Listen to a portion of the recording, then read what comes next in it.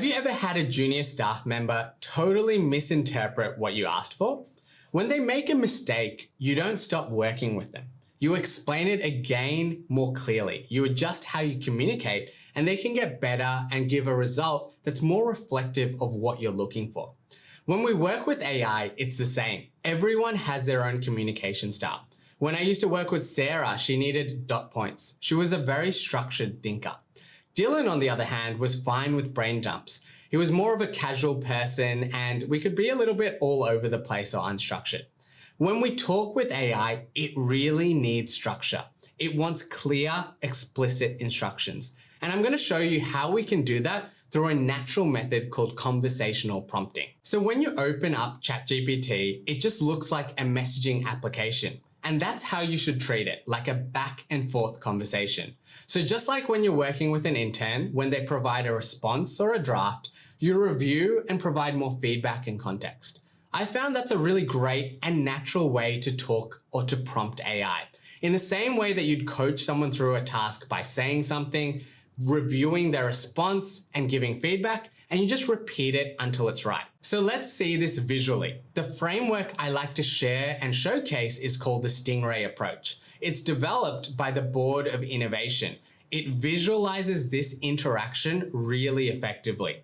Here's how it works. The first stage is training, your initial prompt. You need to set the scene, give background, context, and objectives so AI knows what you're trying to achieve. The next stage is development. This is where AI creates an output based on the information that you just provided in that training stage. It's your intern's first attempt, and it's likely not going to be the best answer or the perfect answer, but it is a starting point that we can work from. Then comes iteration, so feedback and revision. You read the draft, you give notes and feedback back to the AI, and ask for changes. As you can see, as we go through this process, the shading gets darker because the output is improving based on my feedback. At every stage, I'm taking a bit more time to fine-tune my comments and provide better responses so that we get more accurate and effective output. This in turn results in better answers, and it allows us to move to our final solution much faster. I really love this approach because this process helps you to get to a solution faster because you give the context and you work with the AI. You're not just expecting it to get it perfect on the first try. Just like an intern, you always have to give feedback and coach them to be better. It takes iteration. You won't get it on the first go. Let's see a live example. So I'm asking AI to help me to write my daily site update email, which I send to the client. I've told the AI that it needs to act as a civil engineer. The update is to be short with 2 paragraphs and focus on key progress and any risks. So I'm giving context to the AI. I've also told it what has happened today. So the formwork's been completed for my concrete pour tomorrow. The pre-pour inspection is scheduled for 5:30 a.m. prior to our planned pour at 7 a.m. and there's been no safety incidents.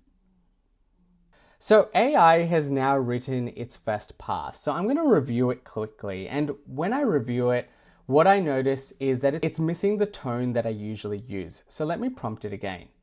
So I've written, can you please make the tone a bit more professional? And I also remembered that I wanted to add a sentence to mention that rain is expected at 2 p.m. tomorrow, but that is after when the pour is expected to be completed, so it won't impact our concrete pour.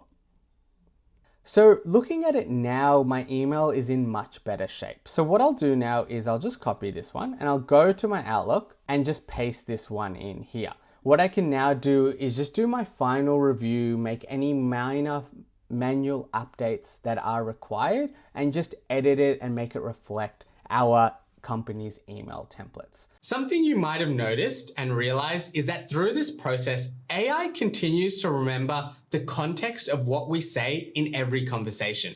So each message builds on each message. But if we start a new chat, it won't remember the information that's present in another chat. It's a completely separate conversation and task to the AI. All it remembers across the chat is the information we provided in our custom instructions, or if you're using ChatGPT, that memory feature that I mentioned before. Something you need to be aware of though, is that if you start with a bad initial prompt, you'll steer the whole conversation in the wrong direction. That's exactly what we're going to fix in our next video, how to write a strong first prompt using proven templates and formats.